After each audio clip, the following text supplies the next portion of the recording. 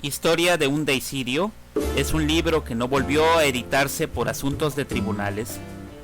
Escrito antes de la ruptura entre Gabo y Vargas Llosa, Historia de un deicidio del premio Nobel Mario Vargas Llosa es el libro ensayo sobre las intimidades de Gabriel García Márquez. Están aquí el dato curioso, por ejemplo, el penoso endeudamiento de Gabo sufrido con su esposa Mercedes de alrededor de 120,000 pesos,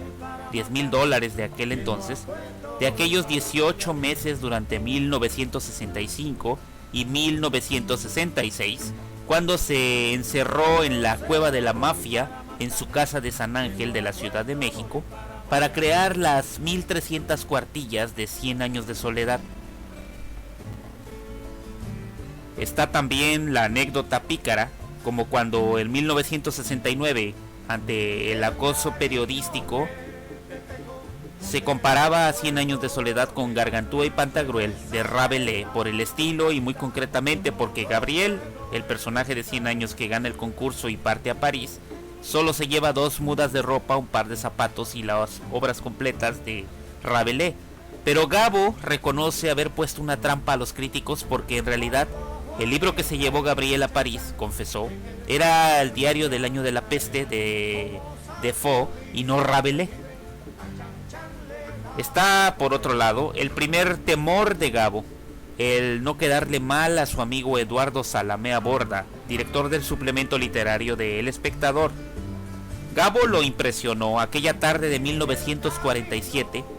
mandando un cuento al periódico para cerrarle la boca al director, tras haber publicado que no había un solo caso respetable de buena literatura entre los nuevos escritores de aquel entonces. El origen del nombre Macondo, sucedáneo de la finca de sus abuelos, el coronel Nicolás y doña Tranquilina, nombre que Gabo vio desde la ventanilla del tren cuando, debido al fallecimiento de los abuelos, acompañó a su madre Luisa Santiago a Aracataca para vender la casa. ¿Y qué decir de sus confesiones sobre el periodismo? Por ejemplo, cuando era corresponsal y llegaban los cables del corresponsal de El Chocó, un tal Primo Guerrero, detallando los zafarranchos y choques entre 2 departamentos que se disputaban la región. Dice Gabo que debido a la gravedad decidió ir al sitio, y ¿cuál fue su sorpresa? Encontró en calma todo. Fue muy rápido a ver a Primo Guerrero, el corresponsal. Era un negro enorme, quien estaba acostado en una hamaca dormido, y le reconoció que no había tales revueltas ni manifestaciones. Así que Gabo y su fotógrafo, o sea, su ayudante, no pensaban regresar a la ciudad sin nota y con el rollo de fotografía virgen. En común acuerdo con Primo Guerrero recrearon una manifestación con sirenas y tambores, al grado que corresponsales de diversos puntos de Colombia llegaron alarmados también para cubrir dicha nota, dicho evento. Cuando todos los colegas periodistas llegaron, Gabo tuvo que reconocer penosamente y tuvo que explicarles a los periodistas la dolorosa verdad, que en ese mísero pueblo todo mundo dormía y no pasaba nada, así que debieron hacer un nuevo jolgorio y así fue como se salvó el Chocó. En fin, Historia de un deicidio se trata pues de un estupendo ensayo que radiografía por duplicado, por un lado a la vida personal de Gabo y al universo de ficción de sus personajes, confesiones, recuerdos, anécdotas como la de aquel editor que visitó a Gabo en Barcelona un par de años después de su rotundo éxito en 100 años de soledad. Ese editor, allá en Barcelona, le pidió que hiciera el prólogo para los diarios del Che Guevara en la Sierra Maestra, y Gabo le respondió que con mucho gusto le hacía el prólogo, pero que necesitaba 8 años para terminarlo porque quería entregarle una cosa bien hecha. Ah, y cómo olvidarlo, el gran apoyo que Gabriel García Márquez recibió de mi alma mater y casa de estudios, hablo de la Universidad Veracruzana. A Gabo no le había ido nada bien en Nueva York, ni en Nueva Orleans, ni como guionista de cine cuando llegó a la Ciudad de México por aquel entonces, a pesar del apoyo de Álvaro Mutis. Y justo cuando más lo necesitaba, entonces casi recién nacido su segundo hijo, Gabo, cuando más endeudado estaba, insisto, la Universidad Veracruzana le publicó en 1962 el libro de cuentos que Elena Poniatowska, por cierto, había extraviado y que luego volvió a recuperar. Hablo de Los funerales de la mamá grande. Por supuesto, la Universidad Veracruzana apostó a un extraordinario cuentista de la ficción como Gabo, porque ni más ni menos que otro brillante narrador como Sergio Galindo dirigía la sección de ficción.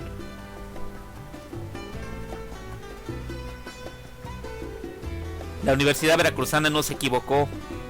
A pesar de venderse con lentitud los 2000 ejemplares que se editaron en aquel entonces de Los funerales de la mamá grande, solo un par de años después, un puñado de años después, Gabo impactaría con 100 años de soledad.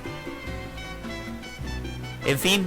en Historia de un deicidio también hay confidencias. Por ejemplo, el padre de Gabo, Gabriel Eligio, un bastardo que abandona la universidad y que se une a la ola de emigrantes llamados despectivamente hojarasca para llegar a Aracataca por la fiebre bananera, y siendo telegrafista en el pueblo, se enamora de Luisa Santiago Márquez. Los padres de la bella, o sea, los abuelos de Gabo, grandes dueños de plantaciones y de buena posición, el coronel Nicolás Márquez y Guarán y doña Tranquilina, mueven cielo, mar y tierra para evitar la historia de amor de su hija con ese telegrafista de marras. Llegan incluso, gracias a sus influencias, a remover a otra región, entonces al que sería el papá de Gabo, pero desde otros lados le envía telegramas a su bien amada Luisa. El romance llega a tal grado,